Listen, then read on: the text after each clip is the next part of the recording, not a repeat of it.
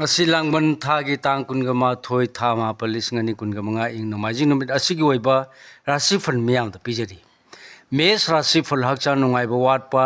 yena bana kana ba purat loi da banumit ni thiba humba kalu polam sinba poram sinba hai arang ara loksin ba kana gani leisa pakang yoni kai khumna bi gani thoni polam lai chini angang ba Bris rasi ki fal thabak pang bada pungning makala amba wat kani nang na bada ki section lo lan bu lalu terbadi naral di sangani lausing su sakut kani wa di ngangano le sapa khangi oine mi wa lau di phagani thoni polam lai higo mithun rasi ki fal ningma pa sa gani miyam na tingbang ningani naitong wareb loguno yeng na bana lan na pauthopi gani aron athup ngangthok kano le sapa khangi oine mari di phai thoni polam lai angang ba Karkarasi ki falmi na lak sabungam loy thangjin khraba khongpam handok lanu arang arak phang bagum nungai gani asaw loina rabadi maruk kaina gani leisa pakhangi oina ngang thokpada paksagani thoni polam lei chini angang ba singara sigi fal laibu phaba wakhal thokpa landamna naran hena tan sinba ngamgada banumini poram sinbadi haiba wali yena bana mangjagani leisa pakhangi oina mai pakani thoni polam lei higo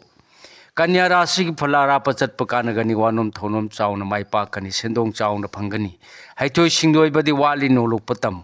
leisa pakhang yoina mari hana gum phai thoni polam lei chini angang ba tulara rasi ki phal napal loina rabadi sading hen ba kaina bagi noai tabal lei gani naral gi imung manung da phau sauna gani mi loina bana thabak ti pangani leisa pakhang yoina mari di phari thoni polam lei chini angang ba Brisik rasi ki fal natak thongbana mating pangbigani asa sawbai kanabasu ngasi su phangjagani ngang sakpa yamna haigani hakchang nungai badi watkani leisa pakhang yoina ningba thungani thoni polam lei angang ba dhanu rasi ki fal asa sawba matang charoi thijinba kandrabadi naran maying tagani arapaga mari dei phagatkani miyamga yanadrabadi yamna wanas chakhutkani leisa pakhang yoina matam hon ko thoni polam lei higo Makara sigi fal yeng na bana naran hubi kibaya pangsin ganu irang puba mitop thajaba madi anam tan bana mangjana bagi masak ni thona di hanganu leisa pakhang yoina ki da bana kana gani thoni polam lai higo kumbra sigi farning jaba khwaidagi hena thungani thona phudongna pangam da ba thabak pangba yagani anam tan badi kaina gani maidagi di yamna cheksillo Leisa pakhang yoina mai pakani thoni polam lai chini angang ba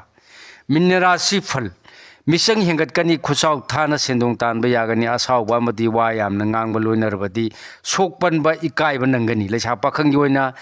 laibak phagani thoni polam lai chini angang ba